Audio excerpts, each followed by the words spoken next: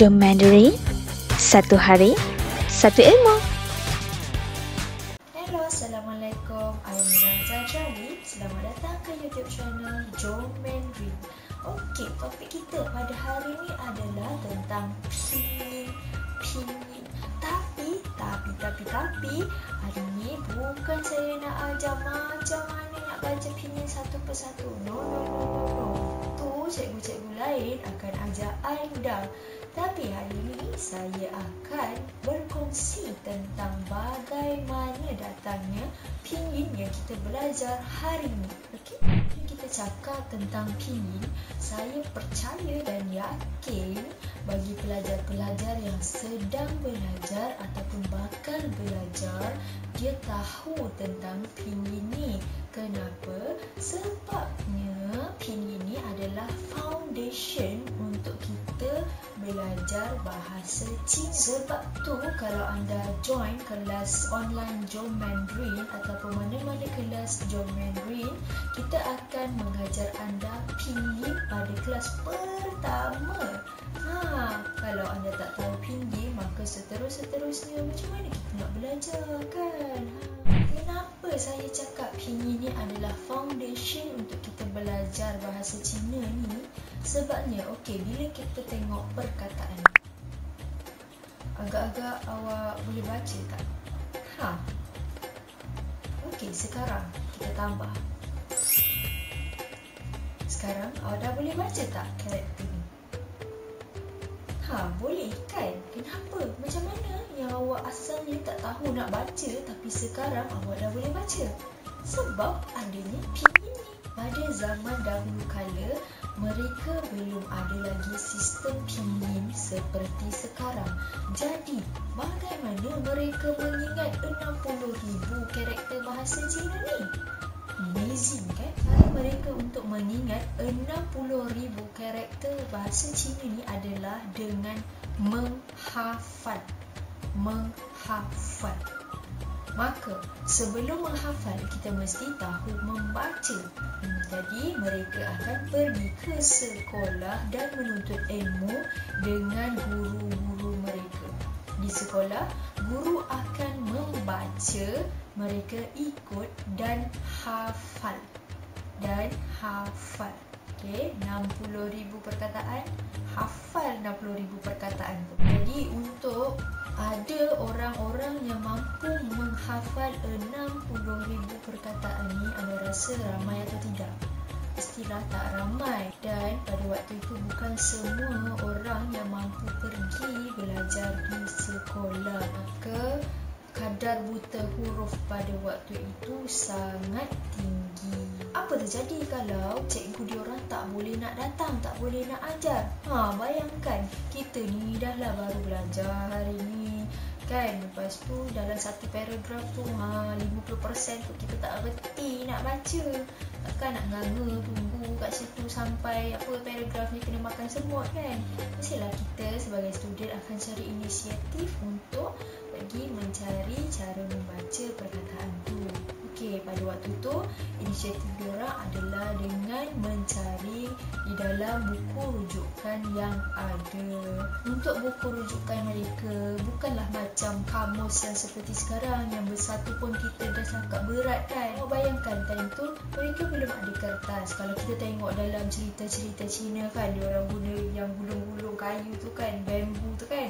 Awak bayangkan, dia punya kamus tu menggunakan bambu-bambu itu. Kalau bahasa Cina ni ada 60,000 karakter bahasa Cina, bayangkan nak tulis atas tu ada berapa lah gulung nak kena pergi belik-belik kan. Penat. Jadi dalam buku rujukan mereka ni, diorang ada beberapa sistem. Sistem yang pertama adalah dengan mencari perkataan yang sama bunyi dia. Contoh, kita tengok perkataan ni. Kita tak tahu macam mana nak baca. Jadi kalau kita lahir pada waktu tu, kita kena carilah satu buluh, cari sampai jumpa perkataan ni. Okey, kita cari satu-satu. Bila dah jumpa, dalam dia punya buku rujukan tu akan tulis kucuku. Maksudnya yang pertama tu adalah perkataan yang kita nak cari. Cu tu macam dibaca. Pu ni adalah perkataan yang sama bunyi dengan perkataan yang kita cari tu. Jadi bila dah lepas cari, cu, maksudnya perkataan ni dibaca sebagai pu. Itu adalah sistem pertama. Sistem kedua dinamakan sebagai fanciet. Fanciet maksudnya mereka akan ajar cara baca initial dan final. Okay, dia bagi initial, dia bagi final. Lepas tu kita pandai-pandai lah sambungkan sendiri. Okay, apa yang kita kena buat kalau kita nak cari perkataan tang, kita kena belik satu-satu buku rujukan tu sampai jumpa perkataan yang kita nakkan tulis. Tu lang ciet. Tu lang ciet. Dekat tu tu kita ambil dia punya initial. Initial untuk tu adalah T. Lang, final untuk lang adalah ANG. So T tambah ANG bunyi dia tang. Maka lepas kita tengok tu kita tahu baca dia adalah tang. Dan mereka ada lagi beberapa sistem yang lain. Jadi ia akan mengambil masa yang panjang untuk cari satu perkataan belik, satu buku.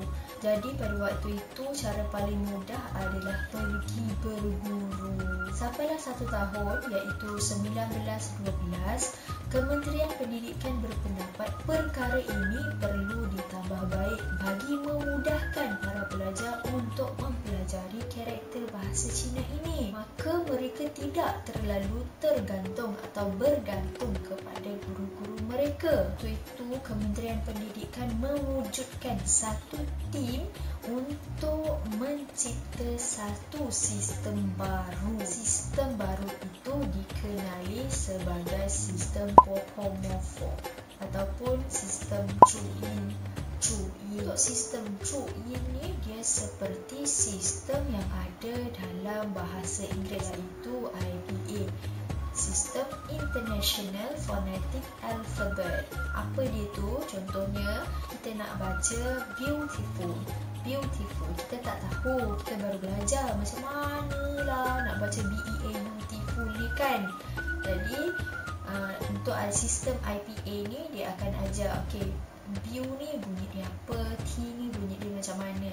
Sama juga dengan sistem Popomofo ni. Apa dia beautiful dalam bahasa Cina? Piao liang.